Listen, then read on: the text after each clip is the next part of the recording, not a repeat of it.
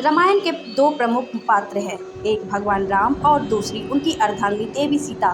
देवी सीता की महिमा ऐसी है कि राम से पहले देवी सीता का नाम लिया जाता है। देवी सीता को लक्ष्मी का अवतार माना जाता है, लेकिन विविध रामायणों और पौराणिक कथाओं में देवी सीता के जन्म को लेकर रहस्यमयी और रोचक कथाएं हैं। इसकी वजह यह है कि देवी सीता के माता पिता भले ही सुनयना और राजा जनक कहलाते हैं, लेकिन यह केवल इनके पालक माता पिता हैं। इनका जन्म भूमि से हुआ है, इसीलिए इनके जन्म के संदर्भ में कई कथाएं मिलती है। इनमें सबसे प्रचलित कथा वाल्मीकि रामायण की है। महर्षि वाल्मीकि ने अपने रामायण में लिखा है कि मिथिला राज्य में अकाल पड़ गया। ऋषियों ने राजा जनक से यज्ञ का आयोजन करने के लिए कहा ताकि वर्षा हो। यज्ञ की संपत्ति के अवसर पर राजा जनक अपने हाथों से हल लेकर खेत जोत रहे थे। तभी उनके हल का नुकीला भाग, जिसे शीत कहते हैं, किसी कठोर चीज से टकराया और हल वहीं अटक गया। जब उस स्थान को खोदा गया तो एक कलश प्राप्त हुआ, जिसमें एक सुंदर कन्या खेल रही थी। राजा जनक ने उस कन्या को कलश से निकाला और उस कन्या को अपनी पुत्री बनाकर अपने साथ ले गए। निषद सुनिया और जनक की संतान की इच्छा पूरी हुई।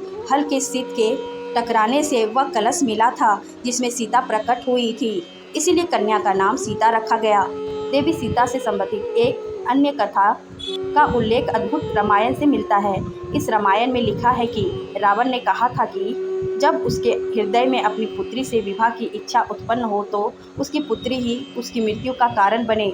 इस संदर्भ में कथा का विस्तार इस तरह मिलता है कि ग्रस्तमंद नाम के ऋषि देवी लक्ष्मी को पुत्री रूप में पाने के लिए हर दिन मंत्रोच्चार के साथ उसके अग्रभाग से कलश में दूध की बूंदें डालते थे। एक दिन जब ऋषि आश्रम में नहीं थे, तब रावण कहाँ आया पहुँचा और कहा मौजूद ऋषियों को मारकर उनका रक्त कलश में भर लिया। इस कलश को रावण में लाकर महल में छिपा दिया। मंदोदरी उस कलश को लेकर बहुत उत्सुक थी कि आखिर इसमें है क्या। एक दिन जब रावण महल में नहीं था, तब चुपके से मंदोदरी ने उस कलश को खोलकर देखा। मंदोदरी कलश को उठाकर सारा रक्त पी गई, जिससे वह गर्भवती हो गई। यह भेद किसी को पता न चले, इसीलिए वह लंका से बहुत दूर अपनी पुत्री को कलश में छिपाकर मिथिला भूमि में छोड़ आई।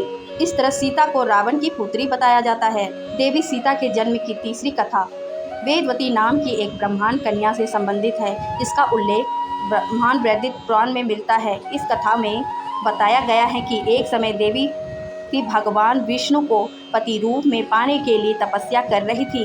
हिमालय पर भ्रमण करते हुए रावण की नज़र देवती पर गई और वहां का मांद हो गया। रावण ने देवती का हाथ पकड़ लिया और जबरन संबंध बनाना चाहा, लेकिन देवती ने रावण से खुद को छुड़ाकर और पर्वत से खाई में कूद गई। मरते मरते देवती ने रावण को श्राप दिया कि वह फिर से जन्म लेकर उसकी मृत्यु का कारण बनेगी।